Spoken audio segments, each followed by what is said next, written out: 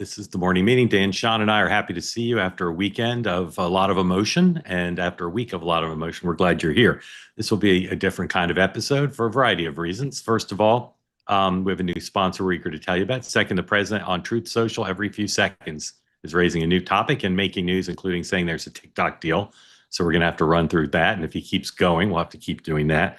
And of course, we know a lot of you want to talk about Charlie Kirk and what's ahead. We'll be forward looking as we always are. We'll take questions from those of you here on the two-way platform. Please raise your hand if you'd like to be in the conversation. As always, we welcome those who have raised their hands and spoken before and new people. And if you're watching on X or on YouTube, I happen to know, even though I don't read the chat, that our chat last week was filled with smack. Please don't do that. Please don't put smack in the chat. Now more than ever, I know now more than ever, it will fall on deaf ears. Sean, what does your week ahead look like? What does the Spicer week ahead look like? I've got a bunch of projects that I'm dealing with, obviously monitoring Charlie's services. So full steam ahead. A lot of interesting guests. Dan. Very busy week in our house. Kids are back in school. And as Sean said, monitoring politics and trying to get my body healthy to run the marathon. starting to have aches and pains here. Which marathon are you running? I'm going to keep that to myself here. Okay. All right. Everybody, welcome in. Thank you for being part of this community. And we'll start with a word from our newest sponsor. And we're super excited because Fairway and Green are friends of ours. They love two-way and they wanted to be a sponsor of the show because they love the community and they love what we're doing. You've seen me wearing the products for a little while, and now you can see today all of us are wearing them. Dan, show everybody your sleeve. Go right now to our website, twoway.tv/fairway, and you'll see your ability to buy a bunch of really nice stuff. If you want to be part of our community, if you want to help the program, make our sponsors see just how supportive you are of what we're doing, please go right now to twoway.tv/fairway. Shirt I'm wearing, you can see, has a morning meeting. It also says peace, love, and understanding on the sleeve. There's a bunch of options with, you can even get ones, Dr. Kenny, don't worry, you can get ones that say no smack in the chat. So go right now, again, go buy them. And I will just say, you'll hear me say this whenever we talk about Fairway and Green, they're the nicest golf apparel I have ever worn by far. They're so comfortable. They look great. I just can't say enough about how beautiful this stuff is. And we're very grateful to them for being a sponsor of the show. Sean, you've been wearing their clothes for a while, and now you can wear them as a sponsored person. Yeah, I've had some of their stuff before. So when we first came in, it was perfect. It's a great looking shirt. It feels great. I slept in this last night. You can tell it looks fantastic. So yeah, all sorts of great stuff, by the way, when you go there. Quarter zips, fall's coming. My birthday is in a week. If anyone wants to buy anything for me now, use the code though. Yeah, 20% off everything you buy. Use the code 2way20. 20% off everything on our special page. I've never had a apparel web page devoted to a company I worked for, so I'm pretty excited. Dan, this is your first time wearing their clothes. Tell everyone just how comfortable they are. They're awesome. They are, someone who loves to play golf. These are, they're fantastic. Some people like Peter Millar, Holderness and Bourne. These are better. I think they actually are cut better. I love them. Super comfy. Fun fact, Dan, I own more golf shirts than I've ever played rounds of golf. So just And I'll give the highest compliment. Our teenage kids think they're cool and want them. So forget what I think. Yes, we'll all be buying a bunch for our kids because they're envious of them.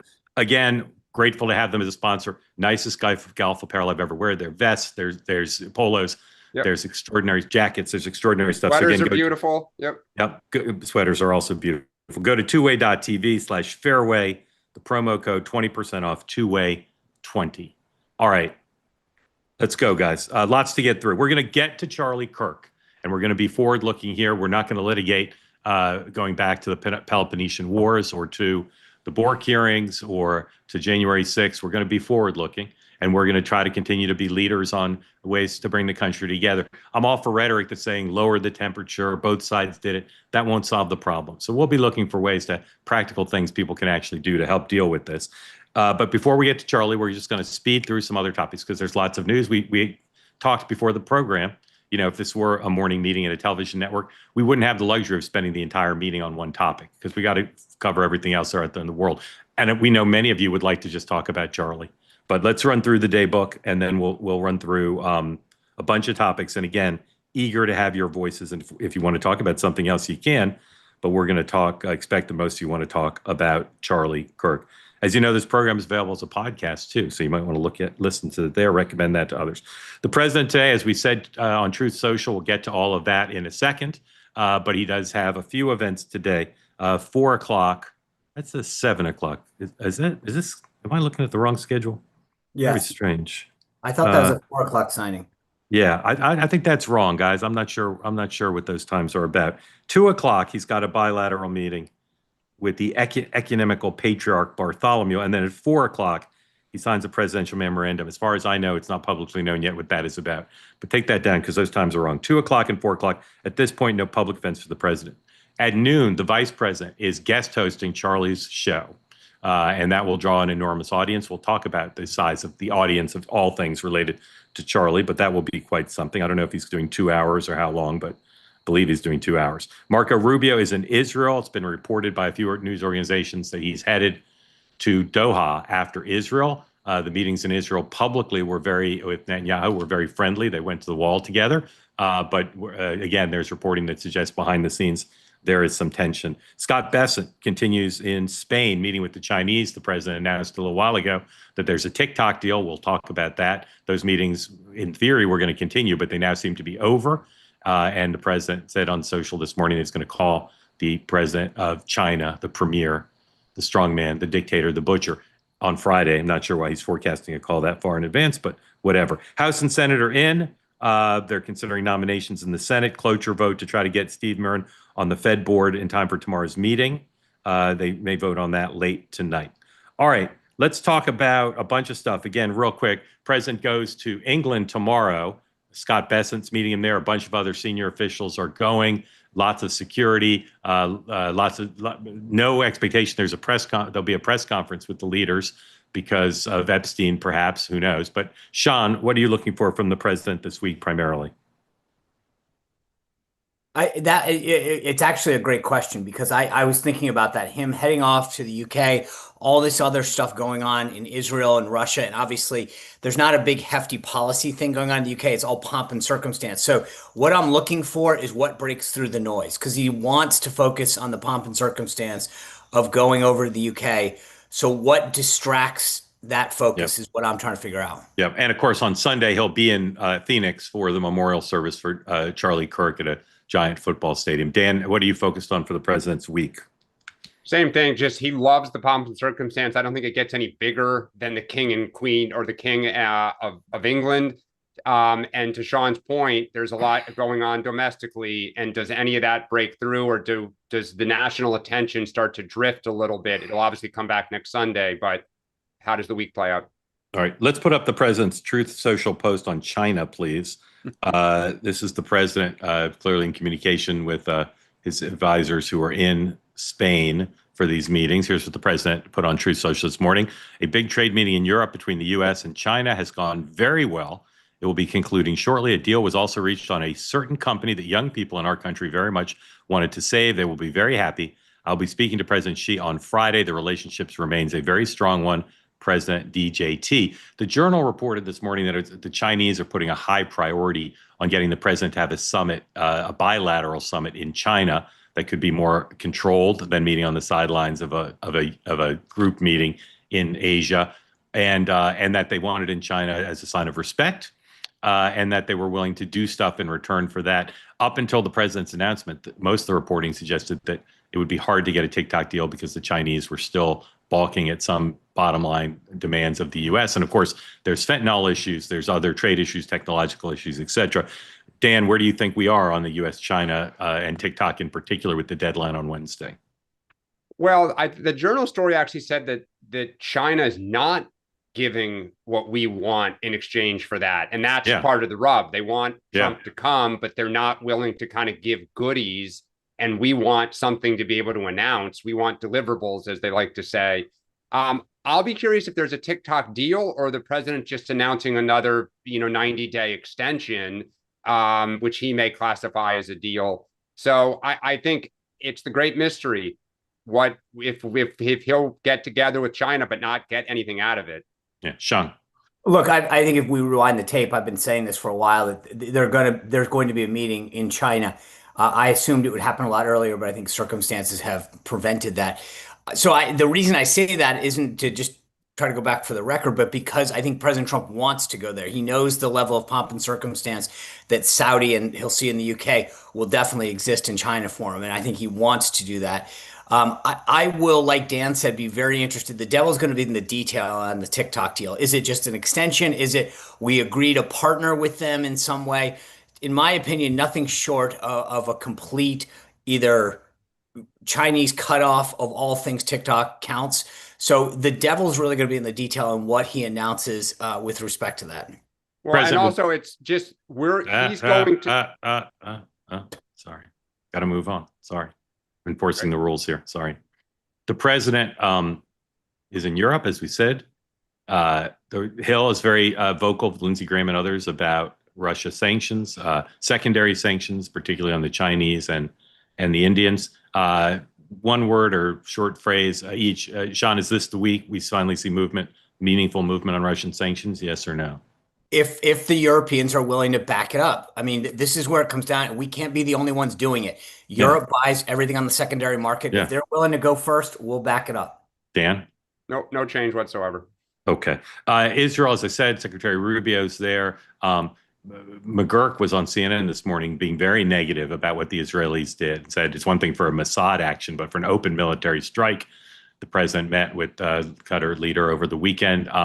Is this, Dan, is this a foreign policy crisis for U.S. and Israeli relations, or does the Rubio visit suggest, in fact, they'll work it out? Both are true. There's a crisis and they'll work it out. And according to the Washington Post, the Mossad didn't want to do that attack, which is wild that the Israeli government seemed very split on this. Yeah. Sean, is this a crisis? I agree with Dan. It's somewhat of a crisis, but I think our relationship is solid enough that it'll overcome it. Yeah. We could talk for an hour about what's going to happen with the potential government shutdown. The whole thing is just a complete mess. There's all sorts of leading theories. There's no forcing mechanism. I suspect, as we've said, there'll be a short-term stopgap and then probably a CR through the middle of the fall would be my current guess. But Sean, where do you think we're headed? I think the stopgap is definitely where we are. It's harder this week to make Democrats vote now. I mean, I think they're going to want to agree on the stopgap. The length of the stopgap is, I think, the big question. Does it just go to November 20th, where then you kick your can down the further, or do they try to get it even further down into next year? I think that's going to be the real, issue here. Plus, as Dan has brought up, this ACA subsidies for the healthcare is going to be a problem. It's dividing the Republican Party. Dan. There'll be a 3 to 5 day shutdown, and I can't believe this Chuck Schumer is digging a ditch for himself again because he won't define what victory is for them. And I cannot believe he's doing this again. Yeah. I totally agree. He is creating a problem for himself. He has no way out of. I agree with you 100% on that. Yeah. All right. Schumer shutdown, baby. Finally, 3 Fed questions for each of you. It's pronounced Miran, right? Miran? I think he says Moran, but Moran. Okay, Moran. Let's say Moran. 3 questions. Will Moran be seated in time to vote? Will Cook be seated to vote tomorrow? And is it a half? Is it a quarter or a half? Moran, Cook, quarter, half. Sean. Moran with the light stick Moran, yes. Cook, yes. Quarter. Dan. Agree with all 3. I'm going to go for a half just to be different, but I agree they'll both be seated. I'd like a half. Yeah. I don't forget it. I think the economy's that bad, is it, Sean? I'm going. I just want lower rates. I'm going for half. All right. Let's talk about Charlie. There's so many different things we can talk about. Kash Patel was on Fox and Friends this morning, said that DNA matched the suspect with what was found on the towel that was wrapping the weapon, as well as the screwdriver on the roof. I thought the governor of of Utah, who's being widely hailed as, the savior of America, was completely inappropriate talking about the investigation yesterday. I've never seen such a failure to understand how law enforcement works from a governor trying to be cutesy and helpful. And I know he's getting a lot of praise, so I'm being counter that a little bit. But Sean, what happens next? Tomorrow he's arraigned, and there's going to be a big document. If it shows that this is connected to a roommate who was transitioning, how does that impact what happens next? If it's demonstrated that relationship was part of his motivation, what happens? I think it's more than the relationship. It's the issue itself. And I think that'll play into, again, we've seen all the media folks this weekend question whether or not this matters. And this leads and this feeds into the problem that exists right now, is that our side is dismissed for bringing up certain issues. So I think it will definitely help I shouldn't even say it's not help, but it will definitely give credence to a lot of the concerns that the right has been bringing up. We brought this up with the issue at Annunciation Catholic Church. We were told we shouldn't talk about it. We saw it with the Ukrainian woman. We can't talk about certain issues. And again, we saw the same reaction with respect to Charlie, that we don't know what the motives are. We can't talk about those motives. And I think that the evidence, if it bears out the way it looks like, is it going to be on the right have a problem with these narratives that we can't have certain discussions, we can't talk about certain issues, and it will feed and fester the problems and the anger that exists on the right. Dan, let me talk about an issue. Let me just be more honest about it than I've heard anyone in the media be. There are people in MAGA who believe that trans culture, or a strain of trans culture, is violent and anti what's the right word, wants radical change in this country and is to use violence to get it. That's a strong belief amongst many in MAGA, and believe that this has been a story that's been covered up by the left and the media for a long time, and that based on what they know, that's what's at issue here, and that they want to go hard after anything connected to what they consider to be a violent subculture of the trans community and those who support them. What do you think of that, and what do you think the Democratic Party's posture should be on that strong belief held by those people? I don't know of other instances of trans people lashing out like that. Perhaps there are some. I don't know. I mean, obviously, this issue has been part of our politics now for the last 2 years, front and center. And I imagine it's going to remain part of our politics here for the foreseeable future. I don't see examples of the trans community engaging in violence. I know what people in the trans community feel comes the other way a lot. But I would hope that there is not this kind of, we've talked on this show about, I think, the focus on transgender for children and not being kind of mind yet to make life-altering decisions at 12 and 13 and 14. But that when people are adults, they kind of do what they do. I think, unfortunately, and I think, Sean, you were kind of alluding to this, it is going to be part of the debate. Well, so I would say there's two examples right off the top of my head, and I'm not, one is Nashville, two is Catholic Annunciation Church last week in Minnesota. Those are two. I would also argue, Mark, that it's more of a mental health concern. That, I mean, there's a belief that within the trans is being given credence as opposed to addressed as a mental health issue. But if I can, I've never since we've been doing the show gotten more feedback on the issue of like both sides. And I spent a lot of time thinking about it over the weekend. And if I can, just one of the things that I apologize to even my own side if I get this wrong, but I'm trying and I'm working through this. But I think what's been missing is when we say both sides, there's violence on both sides. And that sort of is there's a lot more to this. It's simple to say that the left looks at the right and says, Paul Pelosi, Whitmer, the Minnesota legislators, whatever. But as I thought about it, it's much deeper than that. There's a lot of aspects that we're not talking about. The lead up. And again, apologies if you're offended by this, but I spent a lot of time going this poll after poll, survey after survey, shows that the left believes it is acceptable to use violence and, yes, even assassinate their opponents. And I can put them all out there because I have them all pulled up on my screen. study after study that leaders condone and don't tamp down anything. Think about Joe Biden saying, I want to take you out back and beat you up. Chuck Schumer saying, Gorsuch, we're going to come get you. Maxine Waters inciting violence and saying, surround the Trump folks and condoning it. And then there's the response. When you think about the response that's happened to a lot of issues that the left perceives as problematic, there's riots, there's violence, there's vandalisms, and it's condoned by their very leaders. And you think about just the last 3 weeks of issues, whether it's what happened to that Ukrainian woman, the Catholic school, or the tragedy with Charlie. Our side is called to prayer and to tributes. Erica Kirk's response on Friday night was probably one of the most moving tributes I will ever see in my entire life. The strength, the courage, the faith that that woman exhibited. And there's been no vandalism, no looting, no anything since Charlie. There is a difference. And it's deeper than just there's violence. Dan's going to respond, but I'll just add to your list because everything you said was true. I'll add to your list. The Democrats can say, well, leaders haven't cheered Charlie's death, but they've not condemned in a full-throated way what many on the left have done. And they've now, the hypocrisy of Democrats in the media saying, how dare there be cancel culture? How dare there be efforts to get people fired? The hypocrisy of that. Mark, but I watch these guys, to your point, like Chuck Todd sitting out there, we both need to take the temperature down. He has never once said a damn thing about anything when the right was being canceled for the last 8 years. And one last thing that I'll say on this. For 8 years, actually going on 10, if you think about this shooter, he's 22, 20, I guess 22 now.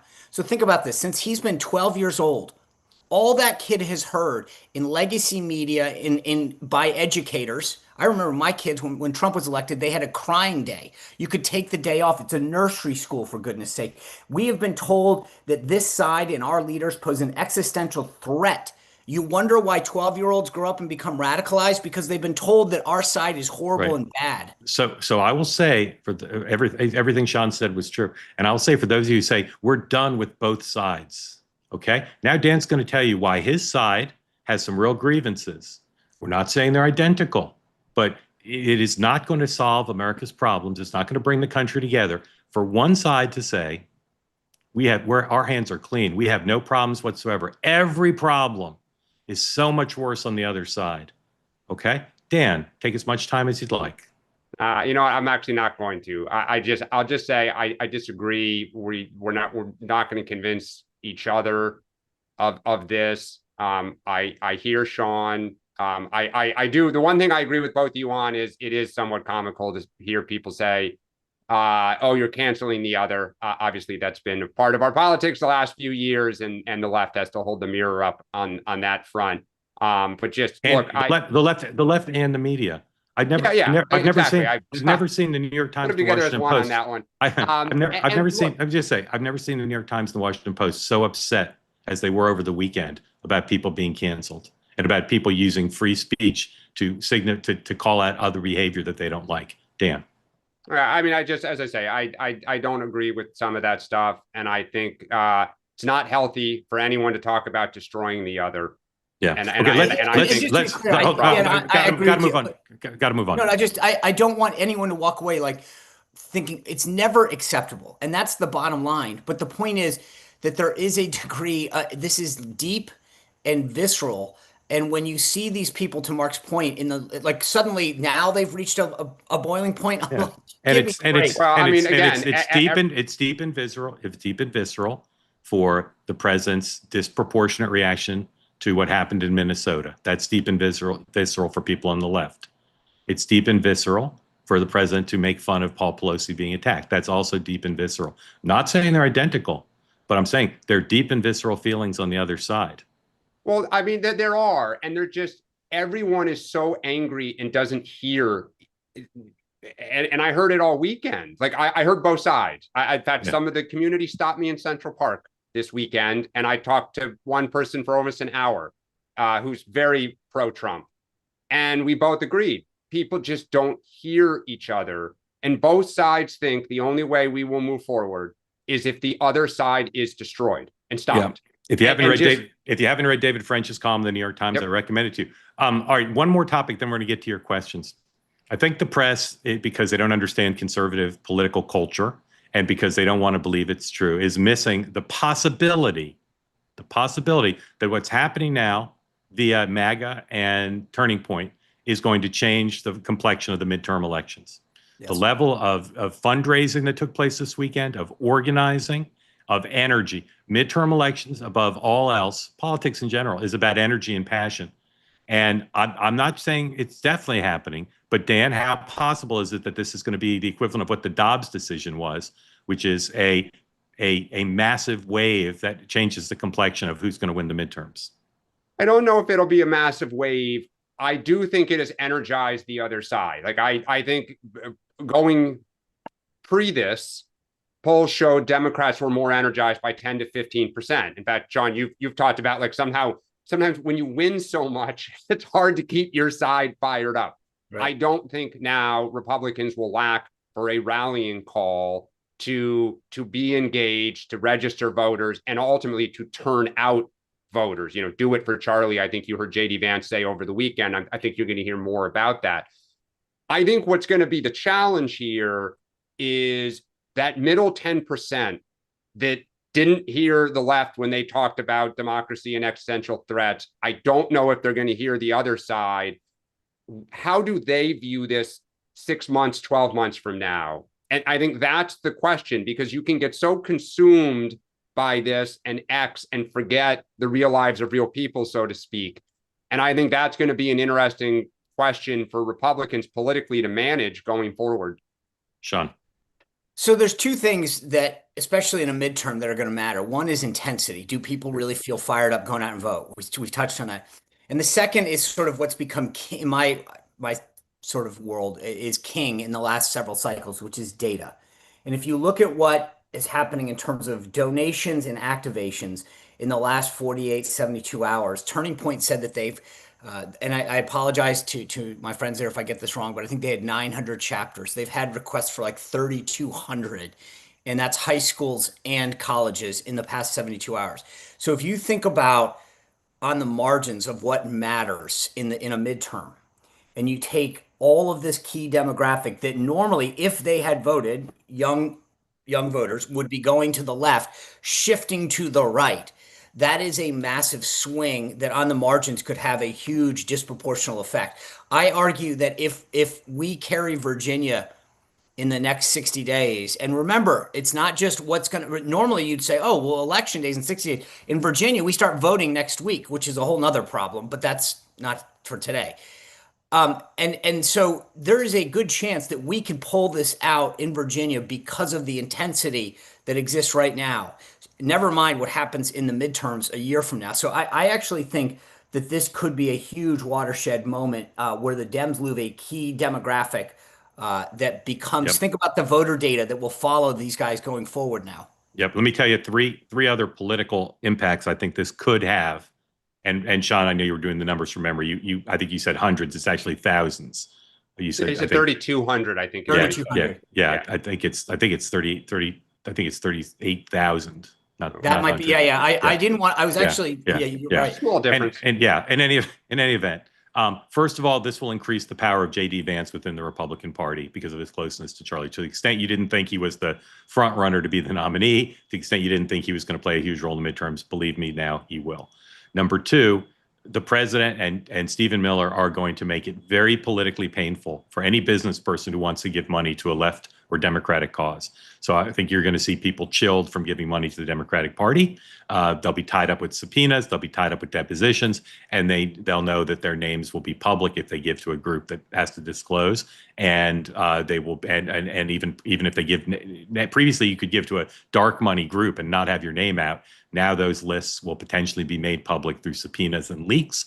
And so I think you're going to see the money imbalance change. And then the question is going to be, how much does Turning Point become a wing of the RNC? It was to some extent before, but whether it's Erica or someone else, someone's going to have to take over and run that thing. And if they do and they run it well, and there's lots of candidates who are being discussed now, if they do and they run it well, that could be a private party-affiliated powerhouse unlike anything we've ever seen in American politics. I'm not saying it will happen, but it could happen because of the grassroots. And as Sean said, the emphasis on young people, but it won't just be young people. And it is going to be a religious fueled, passion project in the memory of Charlie Kirk that, again, let's see if they live up to it, but it has the potential to become part of the culture, become part of every church, or nearly every church, not every church, but many churches in this country. It has the potential to revolutionize things. All right. Mark, can I just Yeah. add one thing to your second Yeah. point about Yeah. going after the Democratic kind of groups? Yeah. Yeah. I'll be quick, because I heard this a lot when I was in DC. Democrats believe they're going to take the House back. Might be wrong. This was pre-Charlie Kirk, but their confidence is pretty high. Word is starting to go out to all the businesses that kind of threw away their entire history to get into bed with Donald Trump because they have issues in front of them and they really need it. There is a lot of attention and cataloging being paid on the Democratic side of the aisle about what companies are doing, what they're saying, and how they're groveling at the altar of Trump. If they go ahead and try to do what you just described, boy, they better hope Democrats don't win an office back. Because if they get subpoena power, the level of groveling to Trump and Stephen Miller, 100%. I mean, Sean, all's fair in love and war. I can speak from experience. They had subpoena power, so I know. Not like this. The norms. No, I know, but I'm just saying. Like, I get it. They're going for broke. Yeah, they are. I mean, that's it. If you're going to swing for the king, don't miss. They're going for broke. That's it. Well, the only thing wrong with your metaphor is currently the Republicans are the kings. I agree. Have the keys to kingdom. They're going, queen, and they're prince. they're going for broke, and everybody's going to have to lawyer up. Yep. And everybody's going to have to deal with a ton of subpoenas, and it's going to be unlike anything we've ever seen. And the purpose of it's going to be to bankrupt the Democratic left. And you know what, though? Boy, you got to be, the middle part of this country didn't like it when Dems did it the last 4 years. Yeah. You're running a risk. Yeah, they are. All right. Again, you want to get these handsome shirts that we're wearing. There's lots of options. I'll say again, go to tway.tv/fairway, promo code 2way20 if you want 20% off. I don't know why you wouldn't. Beautiful stuff. A word in a moment from our other sponsor for today's program, and then your questions. And I'll say now, I'll try to remember to repeat at the end. I will not be here tomorrow. I will be off the program. Dan and Sean will ably hold down the fort. This is for a long-planned professional obligation that I have. I do not want you to go nuts and say, Mark's not here for some reason. I won't be here tomorrow. I'll be back Wednesday. I'll be on Two-Way tonight and tomorrow. I'm not going anywhere, but I will be off this program tomorrow. Thank you for your attention to this matter. All right. Our other sponsor today, CB Distillery. You can get a discount on here too if you're having trouble sleeping, and of course, many of us are these days for lots of different reasons. Next day, you get draggy, you're exhausted, you can't get stuff done. You might have trouble hosting an hour-long morning program on Two-Way, for instance. That's where CBD from CB Distillery can make a real difference. It's not just about sleep, though, also about stress, pain, exercise, pain after exercise, even mood and focus for many people. These products work. Clean ingredients, no fillers, just premium CBD. You can wake up rested. 2 million people, more than 2 million people, trust the products from CB Distillery. So if you're ready for some better sleep, less stress, feeling good in your own skin, try CBD products from CB Distillery. Right now, you can save 25% off. Seems like a lot. 25% off your entire purchase. Visit CB Distillery. Use the promo code MARK. Again, it's cbdistillery.com.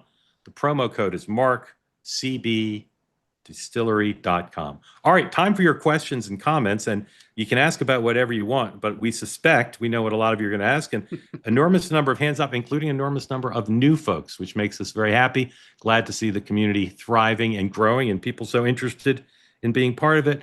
As always, tell us where you are, what's on your mind for Dan and Sean. And my goodness, this has become a harder process to manage than it used to be. I'm a Dylan fan, so we're going to start with Dylan. Dylan, welcome in. Thank you for joining. Tell folks where you are, what's on your mind. Sure. Can you guys hear me okay? Very well. You're great. Yep. Perfect. Thanks for having me. I'm in North Carolina. And before I share my thoughts, I just wanted to thank all three of you, Mark, for building this platform, and Sean and Dan. I know a lot of topics have been very sensitive of late, but the three of you are honestly a shining example of how this country needs to communicate. Very grateful to you for that. Thank you. Of course. Charlie said when we stop talking, we start fighting. So I think he'd probably enjoy what you guys bring to the table every day. I've been trying to spend time over the last few days thinking about why this has been so impactful for so many. Two reasons come to mind. The first is personal. Very young man, of course, taken too early, and by all accounts, a great husband and a great father. I'm blessed to have a 1-year-old child at home. So the idea of having that ripped away from someone is just heart-wrenching. The second, I think, is far more sort of symbolic, I'd say. Sean, you made a point like this last week, where for many folks on the right, they have been unable to share their opinions for the better part of the last 10 to 12 years. I'm 33 years old. I have fairly centrist views.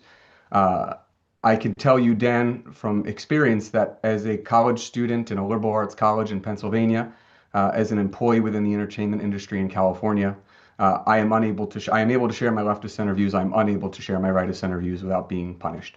For many of these young folks who followed Charlie, he wasn't just an influencer, right? I think for them, he was a singular example of someone being able to share opinions right of center in their space. He was, I think, a symbol of free speech to them. And so when they watched him get gunned down, really for sharing views that many of them also share, I think that was particularly painful for them. What I think is sort of more holistic, though, is when terrible things like that happen.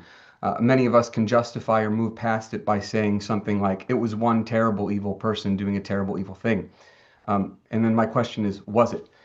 There's a quote from Douglas Murray, a British journalist and author and political commentator. And in the aftermath of the atrocities of October 7th, he said, there are moments, and forgive me for paraphrasing, but there are moments in history where a flare goes up and you could see where everyone stands. And after Charlie passed and after he was killed, I think many folks did what all of us did. We went into our group chats, we went online to see people's reactions, we went on TV.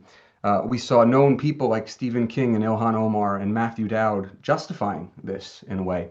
We saw people on TikTok dancing and celebrating it. We saw friends of ours making light and laughing about it. And for many of these people, they saw themselves in this and they said, well, if Charlie's death can be justified because he had different political opinions, mine can too, because maybe I agree with him on some things. And I think that is why it is hitting home for so many people. So I'd like to just end this with an appeal to those on the left, those in the center, to not just condemn the murderer, but condemn anyone celebrating or justifying or trivializing this. Because if you don't make that, for two reasons. One, to reach out to people on your left wing, on the fringes, and bring them back to some normalcy and make it clear to them that it's not okay to celebrate this. It's not okay to justify it. And make it clear to them, I mean this, the next time they utter the word fascist, they should be looking in a mirror. They need to hear it from you because they won't hear it from anyone right of center. But more importantly, to make that distinction to those on the right, make the distinction that you don't believe in justifying violence against people you disagree with. Because if you don't make that distinction, it won't be made for you. And you will have millions, Mark, you always mention millions or tens of millions of people who don't make that distinction. And that is the worst outcome out of this for our country. The best outcome from this, our country, is that it brings folks together and follow in Charlie's footsteps of dialogue first and peace, love, and understanding. So with that said, I plead that you make your stance clear and you stand up for more morality and you do so loudly and clearly as soon as possible and as loudly as possible. Dylan, beautiful. Thank you. You do speak for tens of millions. There's a story in the Free Beacon we're going to tell you about in a minute about alleged aspects of the investigation that are quite significant. We'll get to it when we have the headline ready for you, and we'll put the link in the chat. Dan, response to Dylan, and then Sean. First off, Dylan, thanks for raising your hand. And I think you spoke very well for how you feel. I think two things about the left that I think are the case and are sad. I think one, the left still 12 years later does not hear MAGA. They just cannot hear what they have to say. And it pains me to say it, they don't respect MAGA. Like, they still don't understand that people voted the way they did and why. You know, the average person on the left still thinks the Trump fever is going to break, right? They think that it's just an infection. This is not normal. And it's going to end at some point. Or even when Trump leaves office, it's going to end. And like, we're going to go back to, Bush versus Clinton type of, world. And I think I agree with you and have been clear that the party should not call Trump Hitler, should not say he's a fascist. One, it's bad politics. Two, it's just not true, right? It is simply not the case. And I think that whenever a bad thing happens, parties need to call out in real time. This is not acceptable. And I wish that one of our 2028ers would come out and be more explicit. Like, I thought Bernie Sanders did a great job. But the next step is some of these leaders, I am wrong or was wrong to call Trump. Like, we all need to lower the temperature. And I'm going to do my part by saying, like, we got to knock this crap off. Win in the marketplace of ideas, win at the ballot box. But don't say we have to destroy the other side and stop it because it's Hitler. Because I agree with the speaker, Johnson. Crazy people hear that and think I have to do my part.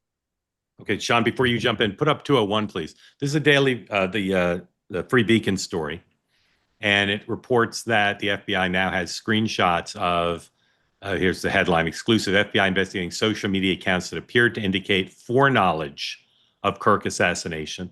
And I'll just read you a portion of the story.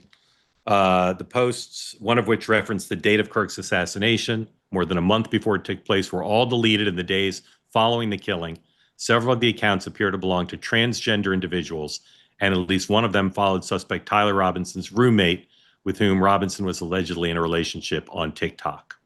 So we talked about this at the top of the show. I'm telling you, this is where this is headed. There'll be a big national debate about all of the themes and questions here about accountability. I'm quite certain. Sean, respond to Dylan, her question, please. Again, Dylan, thanks for coming on. Look, I agree with exactly what you're saying. I mean, this is not. I have spent my career at least trying to understand the other side, and I may not agree with you, but I subscribe to what Charlie has done, which is to have a dialogue, to at least understand it, to say, I get why you believe what you believe. I disagree with it.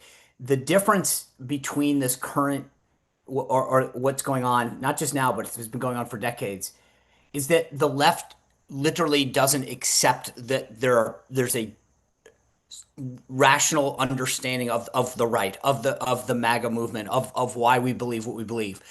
I had this comment, is ironically the Emmys were last night. I had a bunch of discussions in 2017 on the way home after the Emmys with some prominent left-wing Hollywood types who said, I wish we could get the dialogue going. And I think I relayed this story once before. And at the end of the discussion, he said, as long as you idiots would just give up your guns, we could probably make some progress. And I was like, that's the answer, is that we'll have a discussion with you as long as you agree with us. And I, on big issues like the issue of life and the Second Amendment, I don't agree with anyone on the left, but I mean, at least in some ways, sometimes I go, okay, let me understand why you could possibly think this. The folks on the left looked at the people on the right and say, we don't even think that you're normal. You should be canceled for even believing that. You shouldn't be allowed to have that view. That's very different. Let me just read you again, because this is important, from one of the studies that I noted. This quote, assassination culture incubated on social media and has migrated from the margins of public life into the mainstream. We found that nearly 1/3 of Americans surveyed, around half of those identifying as left of center, believe that the murder of certain public figures is at least somewhat justified. The figures are startling. 38% of respondents and 55% of people in the center left said assassinating President Trump would be at least somewhat justified. 31 respondents and 48% of those on the left said that the same about Musk. 40% of respondents and 58% of those in the center left deem it at least somewhat acceptable to destroy a Tesla dealership in protest. That is not normal. And the problem, and to your point, Dylan, is that no one at the higher end of the Democratic Party is saying, we don't agree with that. They're not tamping it down. That this has been existing in survey after survey for over years now, and no one on the left is saying, hey, this is a bubbling up and growing problem of how we choose to respond to our differences with the right. And we're going to say it's no. In fact, and this is why I said it, and it wasn't callous when I said it, they actually condone it, and in many cases, egg it on. I do want to just flag that during ahead. the Biden administration, when there were surveys about violence being acceptable, the right had very high numbers too, particularly after the 2020 election. Violence to stop what they said were fraud. So, I mean, surveys have captured the mounting we have to defeat the other side and all means are acceptable. And it's bonkers. Dylan, thank you. I'm going to ask everybody to be shorter because we've gotten in one person. We got 15 minutes to go. Nadine, welcome and thank you for being part of Two Way. Tell folks where you are and what's on your mind for Sean and Dan. Hey, Mark, thanks so much for letting me talk. I love this show, all of you guys. I watch every morning, every night. I've been watching since last fall. Thank you. My first time to actually sign in and raise my hand, though. Thank you for that. All that. I'm in North Carolina, and I really just wanted to speak a minute on the impact that Charlie Kirk has had on me personally, because so much of what I'm reading and hearing is his influence on college-age people, but I just think it's more than that. I am a conservative voter, and I've always wanted to be involved, but I have a really busy family, and I just had no confidence at all to be able to even find a way to participate until this last year. It took me a while to get to the point of even wanting to enter into the conversation, but I was started listening off and on to Charlie, and then that kind of grew over the summer. And what Charlie did for people was he inspired them to do their small part, whether it's just talk to your own kids. Are they registered? Are they interested? Do they know when to vote? Do they know when early voting begins? Your neighbors. And through the Turning Point app, he gave a tool that made it easy for people to do a little bit. In my own instance, Turning Point did a like a chase the vote kind of event on a Sunday afternoon to go around and register voters, talk to people who are low propensity voters, give out literature. I was not at all comfortable. I did not want to do it, but I knew a couple other people that were going, mostly my age, actually. Some of them with their teenage kids, but I did go once I got a little bit comfortable with the app. I said, I can go to my neighborhood. There's 3 houses on my street that's on this app that say these would be good people to contact. Nadine, I'm going to stop you there and let Dan and Sean respond. Okay. Sure. Thanks. Thank you, Dan and Sean. I think, Nadine, thanks for coming on. You raise a point, and the previous person did too, that when I talk to Democrats, they just can't get through their heads, which is the idea that people couldn't express their opinions in their neighborhood, at their job, on a college campus for fear of retaliation, of being canceled, of being ostracized, and how Charlie Kirk was that kind of helped loosen that up to give you confidence, to give you the tools that you're describing. And yes. Sean, you said it. A lot of people on the left say, well, yeah, sure, they should be canceled because A, B, C, or D is not acceptable. And you just shake your head and you're like, you don't get it. Like, you just have no respect for it. Sean, and you can't even hear it. Sean. I think to your point, Nadine, one of the things that's been fascinating to me is never in my life have I seen somebody. I was at Mass on Saturday night and we talked, the priest in the homily is talking about Charlie Kirk. He's not Catholic. Like the impact that guy had, to your point, on young, old, it's to see NFL teams who have literally gone so left wing stop and have to understand. It shows you what an impact this individual had.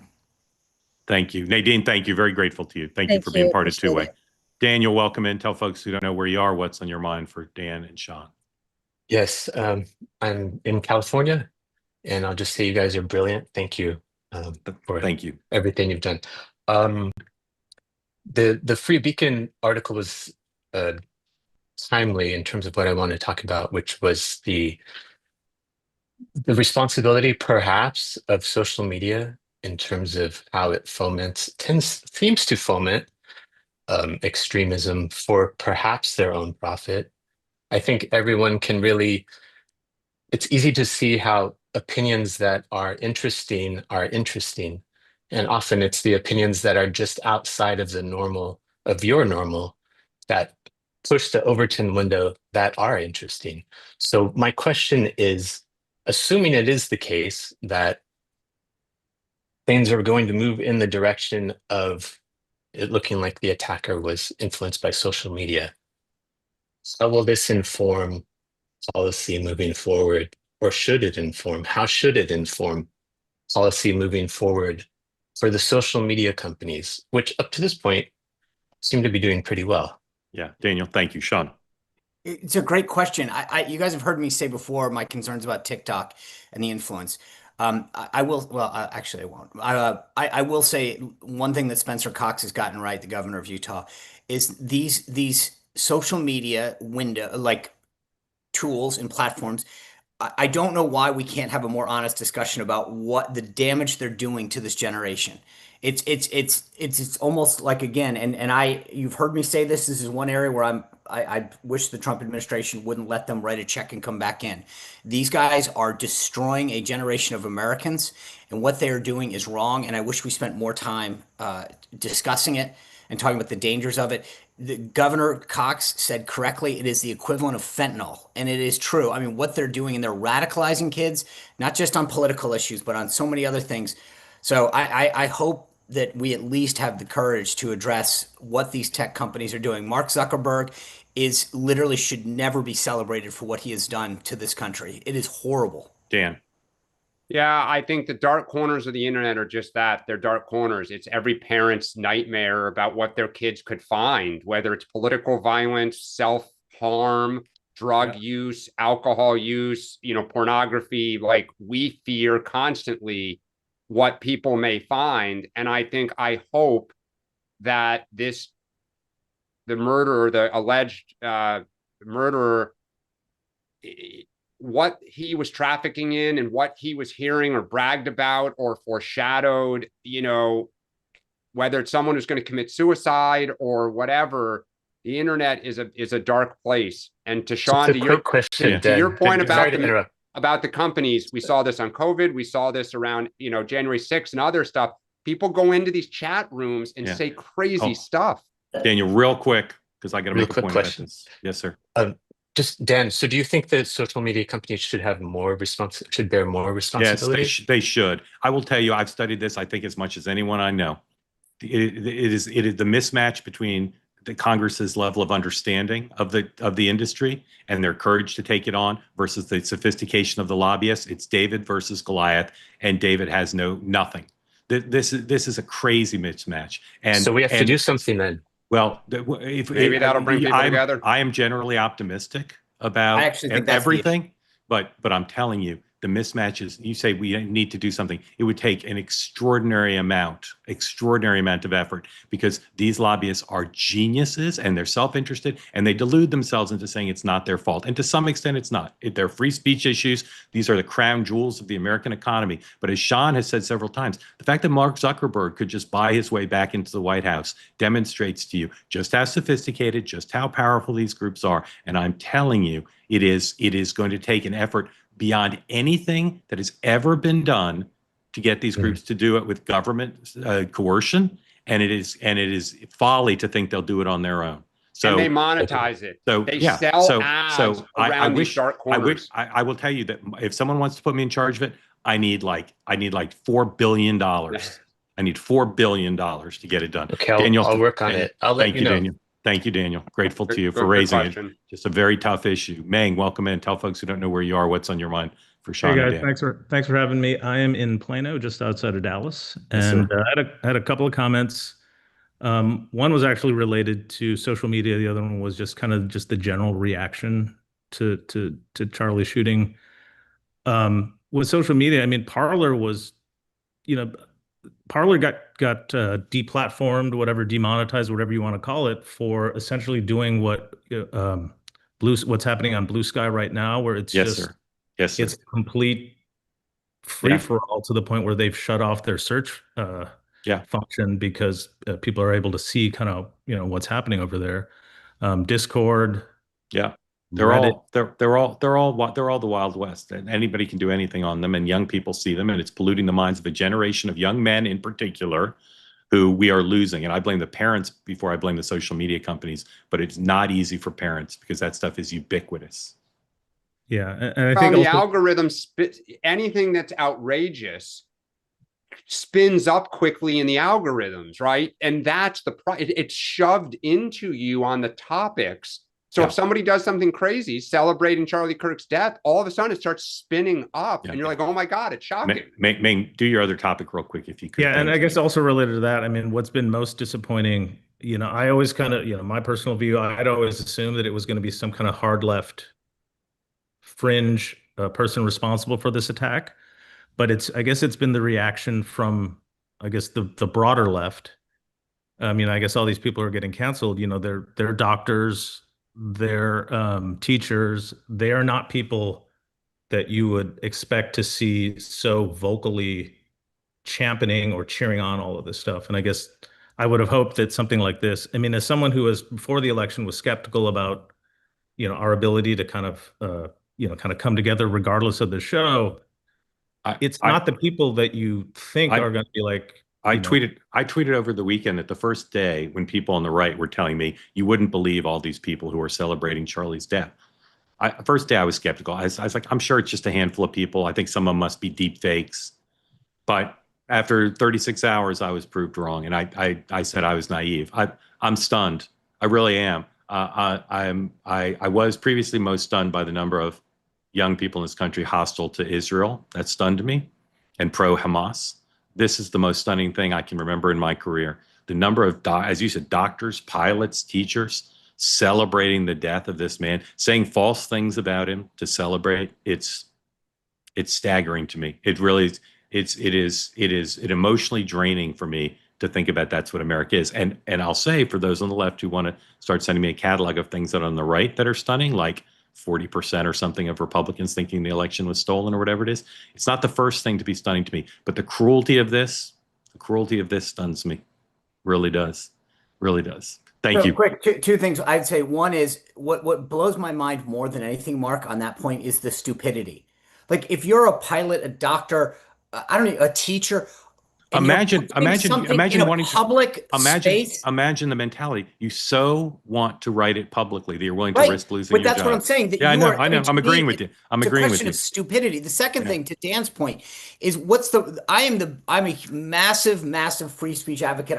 You have to be willing to support what you abhor. But what I feel the problem with the social media companies is these guys know how to get you to go down rabbit holes that you wouldn't have by yourself. This is not free speech. This is literally a mind game where they're trying to figure out how to get you to see things that you're not supposed to buy you in. It's an addiction.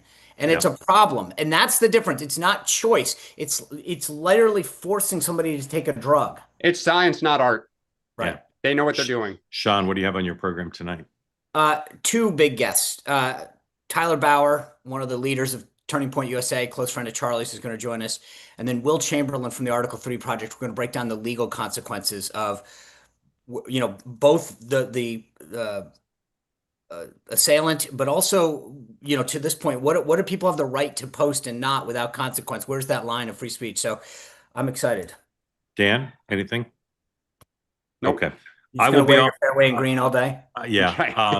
Meghan McCain is on today at a special time, 11:30 Eastern, and amongst her guests are Tulsi Gabbard. Tulsi Gabbard was very close to Charlie and is obviously extremely upset about what's happened. So please join Meghan and Tulsi at 11:30, an opportunity to ask them both questions and hear from them, two people who are quite emotional and thoughtful about what has happened. So that's at a special time, again, 11:30 Eastern, to be able to join the conversation, the two-way conversation on Citizen McCain at 11:30. I'll be on at 6 o'clock tonight with Two-Way Tonight. We'll have a full conversation about Charlie. I suspect the president will talk today. That's my hunch. So we'll have all of that. And I'll also be on with Megyn Kelly at noon Eastern time on Sirius XM and then later on YouTube. So you can listen for me there. And then a reminder, I will not be here tomorrow, but that's a long scheduled professional obligation. We're struggling with balancing our own talk with community conversation. It's been an issue since Two-Way began. Some of you send nice messages saying, we don't care what the real people have to say. We just want to hear you, Sean and Dan. And other people say, we can hear pundits anywhere. Why aren't there more community questions? And we're doing our best to balance, particularly now when so many of you have your hands up and there's so much interest, and we'll continue to struggle with it, but appreciate your forbearance if we're not balancing it to your liking, and we'll do a better job tomorrow of being shorter across the board so we can get more of you in. It's just, this is not a topic that lends itself to short little things to say. And of course, Dan and Sean are extremely thoughtful and have lots to say, and we don't want to squelch that either. So we'll do our best. Grateful to you for being part of the Two-Way community. Thank you for being here. We will be back in 23 hours, and Sean and I will both see you at 6 p.m. tonight on our programs. Have a good day, everybody. Thank you so much for being part of this.